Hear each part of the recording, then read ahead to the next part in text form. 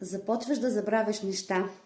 Започваш все по-често да оставиш разни бележки из къщи. Влизаш в една стая и забравяш защо си влезнал. Започваш да забравяш имена, започваш да забравяш също така и празниците. Много съжалявам, но това е старостта. Не е така. Не е старостта. Не винаги трябва да бъде това.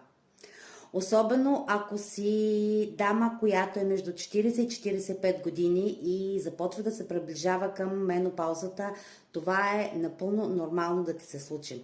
И на това нещо му се казва мозъчна мъгла.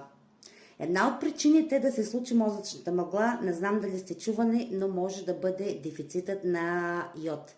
Той подпомага оросяването на мозъка, подпомага нашата мозъчна дейност, подпомага ни ние също така да бъдем по-енергични, да бъдем по-концентрирани и да се радваме на живота.